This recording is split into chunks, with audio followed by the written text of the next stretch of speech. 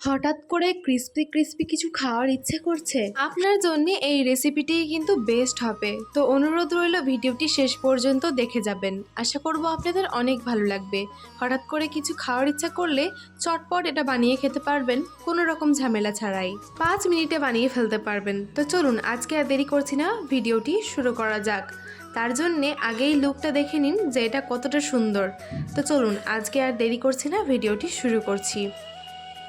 প্রথমেই এই রেসিপির জন্য আমাদের লাগবে 1 বাটি আটা, এরপরে লাগবে চিনি, লবণ আর সোডা।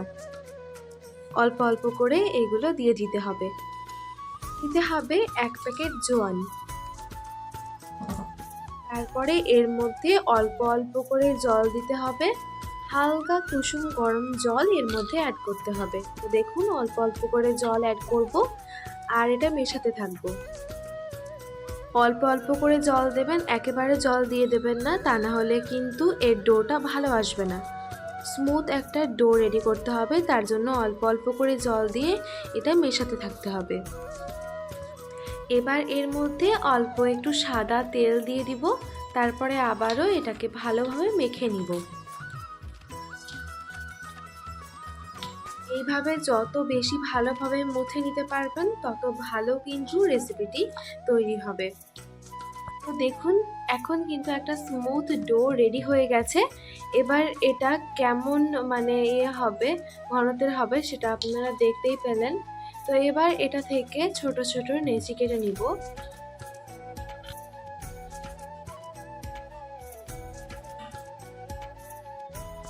এবার দেখুন ডোটাকে নিয়ে এইরকম ভাবে লম্বা লম্বা করে নিব এটাকে এভাবে হাতের সাহায্যে ঘুরিয়ে ঘুরিয়ে।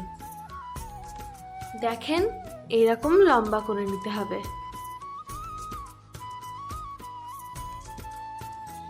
এবার দেখুন এখানে একটু সাদা তেল নিয়ে নিয়েছি। এবার অল্প করে একটু তেল হাতে নিয়ে এরকম ভাবে পুরো গায়ে গায়ে তেলটা ভালোভাবে লাগিয়ে নিতে হবে। আর তেল দেওয়ার পরে এইরকম ভাবে এটাকে রোল করে নিতে হবে, ঠিক যেমন ভাবে আপনারা ভিডিওতে দেখছেন।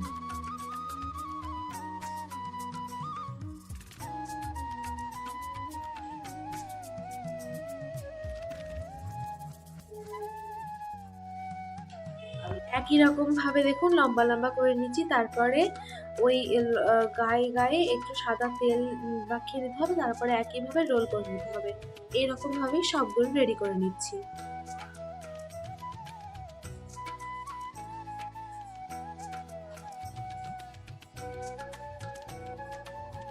তো এখন দেখুন সবগুলো রেডি করে নেওয়া হয়ে গেছে।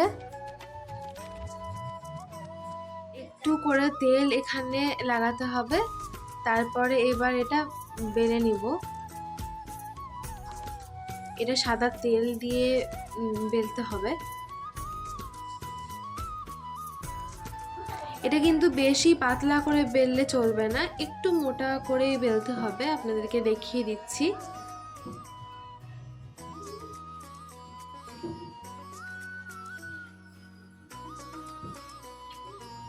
তো দেখুন এইরকম ভাবে এটা বেলে নিতে হবে, একদম পাতলা করে, বেশি কিন্তু মোটা করলে চলবে না এটা। এই যে দেখুন এইরকম হবে এটা।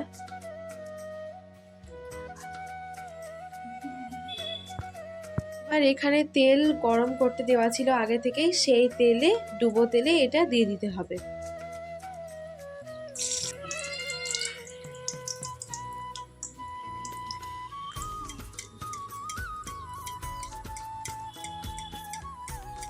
এরকম ভাবে আবারও অল্প একটু সাদা তেল দিয়ে এটাকে বেলে নিব।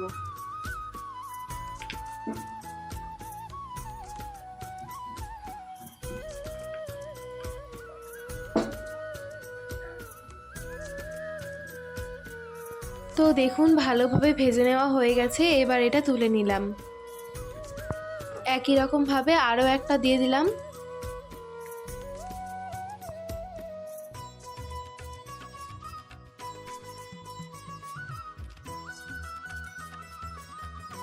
উল্টিয়ে পাল্টিয়ে লাল করে সুন্দরভাবে ভেজে নিতে হবে এটাকে।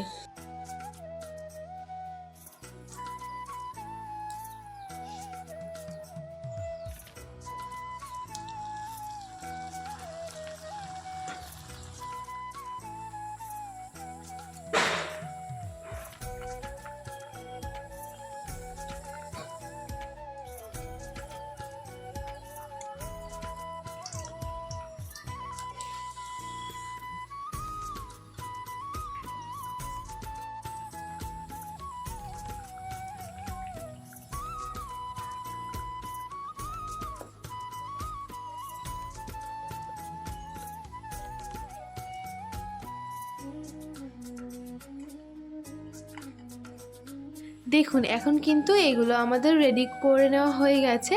এটা আপনারা চাইলে ঘুগনির সঙ্গেও খেতে পারেন বা এমনিও খেতে পারেন, কোনো সমস্যা নেই। তো দেখুন এটা কতটা সুন্দর হয়েছে, আর উপরটা বেশ ক্রিস্পিভাবে ভাজা হয়ে গেছে, একদম লাল লাল করে সুন্দরভাবে ভেজে নিতে হবে।